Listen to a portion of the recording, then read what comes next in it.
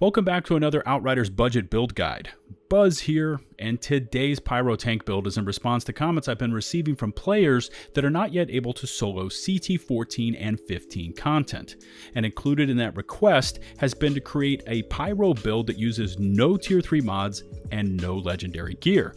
Because for many players, they don't have either, and a build guide featuring a fully min-maxed Pyro AP setup does them zero good until they actually have the right pieces. And to get those right pieces and mods, they need to be able to handle the highest level challenge tiers, and it just goes round and round in a vicious cycle. But before we begin today's Pyro tank build, a huge shout out to everyone that has been checking out my Outriders content, as the response for this content has been incredible. And just in case you aren't yet a sub, please smash that sub button and make sure to ring the bell to never miss a future upload notification from my channel.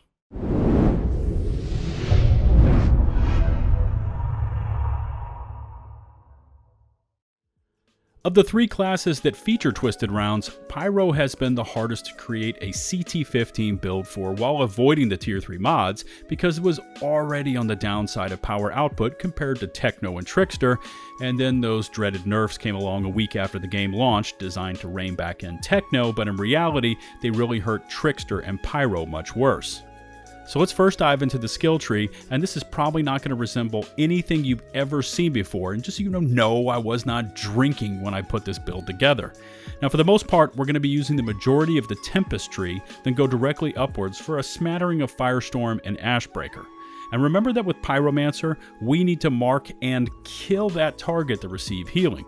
Also with this class, we're going to get a bit of extra anomaly power and a melee ability that will also apply burn to targets. Since this Pyro tank is going to be built around anomaly power, we want to grab as much of it in the skill tree as we can. So the first 5 points we need to spend will be both on Archmage and Mark's Accumulation. Keep heading out the Tempest tree and grab Meltdown for more burn damage, another point into Archmage for more anomaly power, and here is your first choice. Either grab Unquenchable for more skill life leech, and for those of you that don't know what that does, it awards you part of your health back every time you apply a skill to an enemy, or you can take Master of the Resistance. Now if you find yourself burning up in enemy fire effects or those blue auras that the brood mothers lay on the ground, you may want to take Master of the Resistance. I personally elected for Unquenchable. After that, keep heading out the skill tree and take Archmage again, and then I went with Conflagration for extra resistance piercing to help me out versus those pesky elites. You're now done with the Tempest tree, so next backtrack and head upwards by taking Extinction, Magma Golem, Master of the Resistance for more tankiness versus enemy status effects, Meltdown for more damage versus targets on fire, and then Master of the Armor for 20% more armor. Keep heading straight up for Incinerate, that applies ash the moment burn is over, Mark of the Anomaly, which isn't going to really help our weapon damage output all that much, but we need to unlock it to get to Hot Situation, for 10 seconds of 45% anomaly power boost each time we activate an immobilized skill, of which we will be using 2 of them on this build. Now you still have 2 points left, and I personally went with Blood Boil for even more armor piercing, and then Conflagration again for more resistance piercing. Here's the build setup itself, and as you can see I'm using nothing but rare gear. And so let's first start off with the weaponry. Now the LMG I'm using is almost exactly what you want except for just one of the mods. Armor Pierce, Status Power, and Close Range Damage are exactly what you want for this build, and I have added on Improved Toxic Bullets for some damage over time that I have stacked into the gear. Now Storm Whip is a decent tier 2 weapon talent, but I would have preferred my old favorite of Death Chains for that extra CC and near 200,000 damage to targets. All the gear you see me using was either farmed through the Monster Hunt farms or the Horus Monster Farm itself, just to speed things up a bit.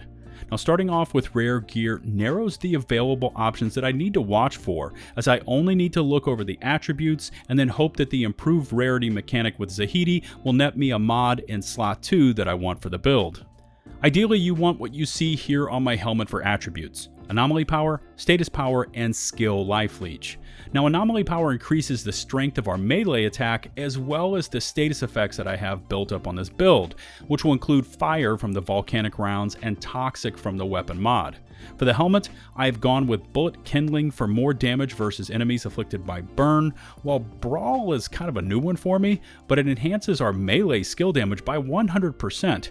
So according to the Pyro skill tree, our melee is now hitting just shy of 70,000. The body armor is not quite where I want it to be, but it has anomaly power, skill, life leech, and healing received, of which this build really needs AP and status power, so I will be on the hunt for a better piece. Bullet absorption is how I keep the LMG topped up, and when I do use it, I proc the hot situation node and I gain nearly 50% anomaly power. Ashen Boost works well with the build concept, as I am of course using Ash Blast. The lower body armor is again featuring anomaly power and status power along with damage absorber, which essentially doubles my armor and gives me another 10% resistance, while radical therapy pairs with the toxic bullets on my weapon to enhance my damage over time effects. The gloves are really good, and I got super lucky with AP, status power, and skill life leech paired with untamed power and emergency stance.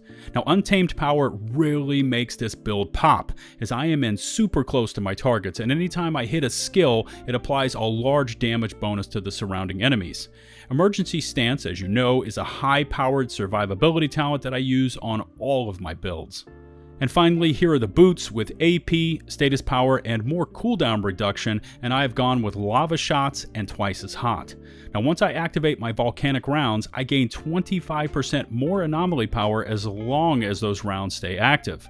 Twice as hot hits enemies for even more damage if they are on fire, and I pop a skill. For the skills, I'm going with Volcanic Rounds, Feed the Flames, and Ash Blast. Now, Volcanic Rounds are there to apply the status effects to the targets, and I will usually get in close to a mob and spray and pray with hipfire to light them all on fire and hit them with those toxic effects. Feed the Flames is there to keep the LMG topped up with Volcanic Rounds, and I alternate between firing the weapon to apply and reapply the status effects, and then I actually use my melee all the time as it hits for a ton of damage. Ash Blast again is there for CC, and it will proc the hot situation node for that extra anomaly power. Basics for using this build will require you to change your playstyle to one that is really up close and personal to your targets. Start off by spraying down your enemies with the LMG and then get up on them and keep hitting them straight in the face with that melee until they are down. Now where this build really excels is versus the monsters, as they all seem to rush your position versus the insurgents that tend to run and hide behind cover. Now I'm not saying you can't solo CT14 and 15 content versus those insurgents, but they are a bit more frustrating to go up against. Now the whole idea behind this build is to give you something that is more than capable of soloing the highest challenge tiers while not using any tier 3 mods or legendaries, so that as you start to get successful at those difficulty levels and you start to get those legendaries to drop, you can then put together your Pyro AP build using the Akari gear set and then go absolutely melt any content in the game. So consider this Pyro tank build your springboard of sorts to a better build once you get the necessary mods and gear to assemble it. That's going to wrap up today's video, and as always, if you have any questions at all about the build, please do not hesitate to post them in the comment section below. In case you are not yet a sub, please smash that sub button for more intensive Outriders content, and don't forget to ring the bell to receive all future upload notifications from my channel. If you could take the time to rate and or share the video, it would be greatly appreciated.